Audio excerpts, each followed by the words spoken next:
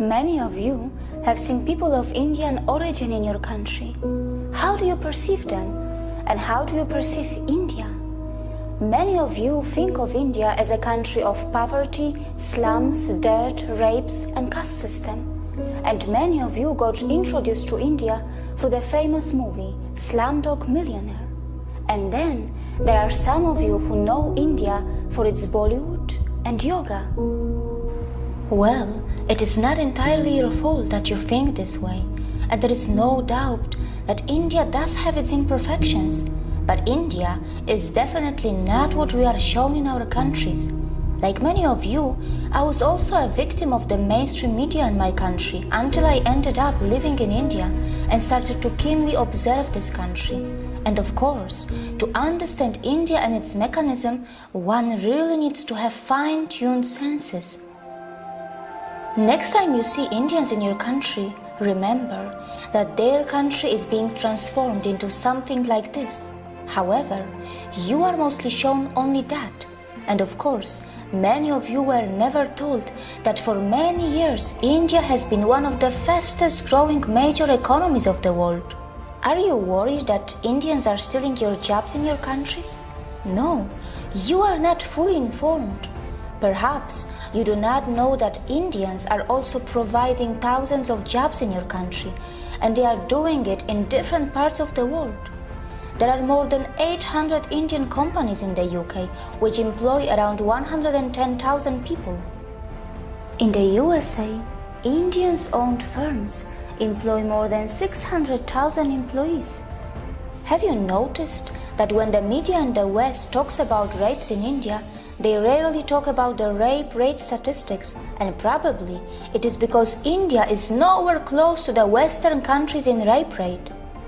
Yes, I'm aware that while talking about rape, one must consider things like underreporting, marital rape, homosexual rape, false filing, law of rape, conviction rates, and many other factors.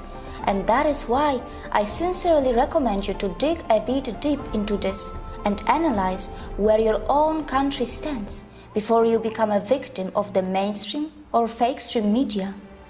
By the way, were you also told that the so-called developed countries do not only have a much higher rape rate, but also their citizens travel abroad to rape the citizens of poor countries?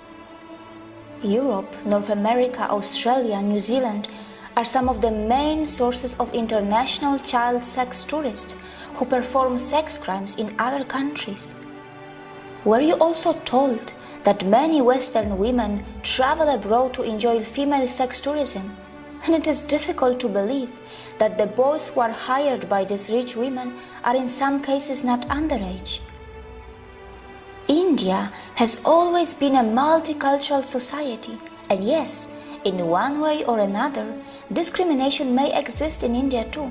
But wait, which country is crime-free? Is your country crime-free? Is there no discrimination in your country? India is a country where its minorities are allowed to thrive and grow in numbers and also in percentage. India is a country where many dharmic traditions like Jainism, Sikhism, Buddhism and Hinduism were born.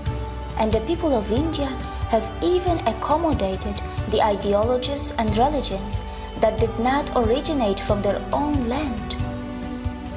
When I first heard of Indian caste system in my country through our media, it was not even mentioned that in India, not only the minorities, but also the members from those societies which are also known as low caste, end up becoming presidents, vice presidents, prime ministers, and chief ministers.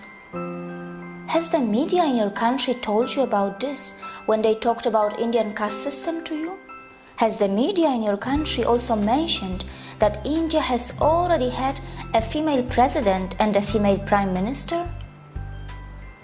I know that in many so-called developed countries, many low-skilled immigrants from poor countries are purposely and temporarily brought to do low-class and dirty jobs.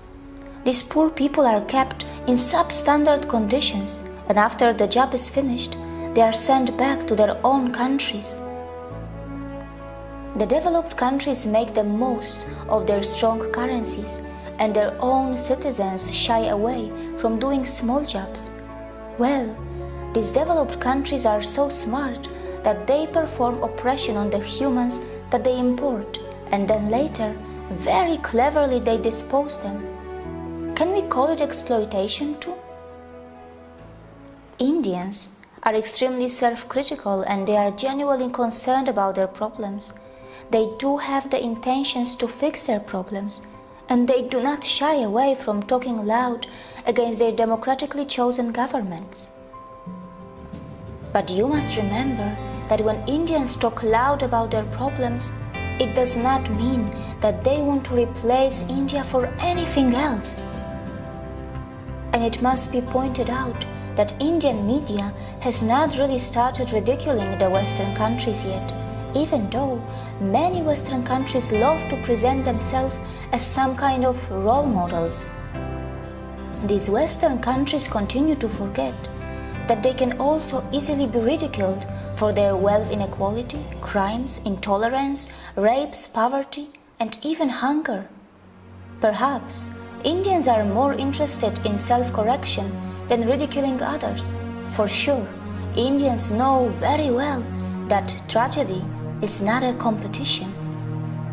Indians are not only providing jobs around the world, they are even feeding many hungry and poor outside India by their philanthropic work through their temples and gurudwaras. And very importantly, they are not expecting anyone to embrace Buddhism, Jainism, Sikhism, or Hinduism. There is no doubt that India does need to improve its modern waste management infrastructure, as many of its streets continue to look dirty, even though an average Indian produces far lesser waste than an average American or European. Also, the per capita emissions from India are so low in comparison to the USA or China, and Indians are nowhere close to the West when it comes to historical emissions. For all these years, you were told about the poor sanitation of India, but you were never told that Indians were also the pioneers in ancient sanitation system long before the Western countries got civilized. But of course, it shouldn't matter today.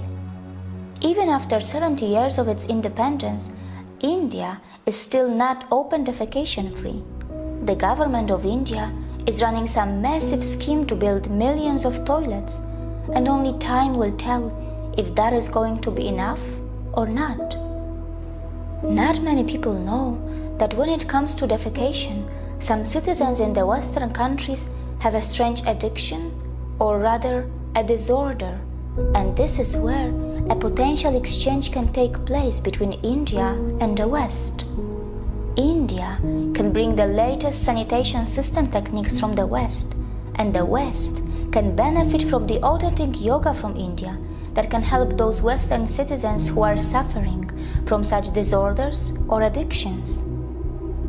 But of course, it can only happen if the Western societies are brave enough to address their embarrassing problems and not just sweep them under the rug, as it is very well known that such kind of disorders and addictions have been reflecting in the Western adult film industry as well. Not many people know that India has nuclear weapons, and it is said that India has the fourth strongest military in the world. But India does not believe in muscle flexing like China or the USA, and neither it believes in expansionism. And yes, India is not a world leader in everything. It's not a world leader in earning money by selling weapons.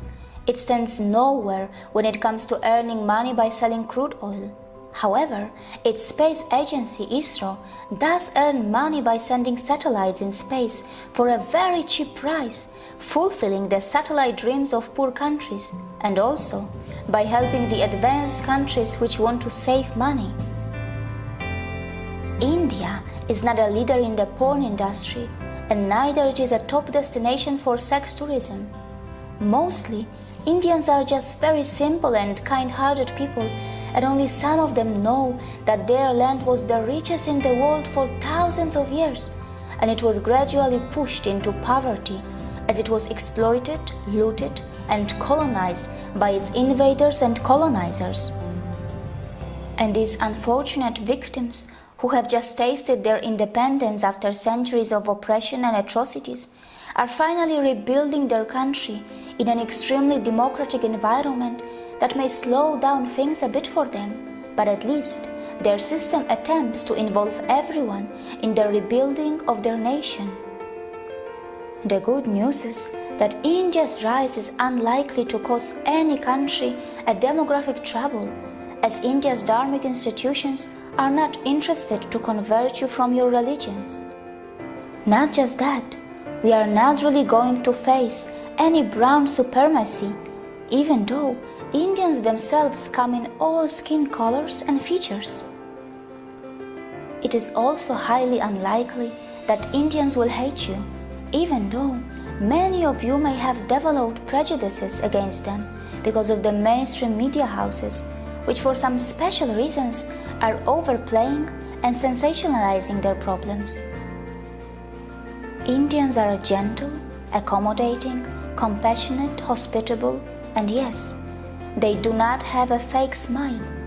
Their smiles are still very real, and most importantly, they are forgiving. Look how they even welcome the people from the land of their ex-colonizers in their country, even today. Before you comment on India, remember that the countries which were never colonized will not easily understand what it means to suffer from a post-colonial identity crisis. India may have its imperfections, and in this process of rebuilding, it will make its share of mistakes, and it will learn from them.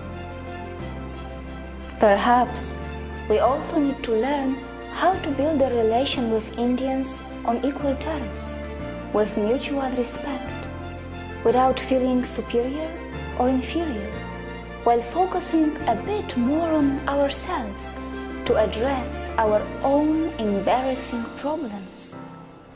See you again.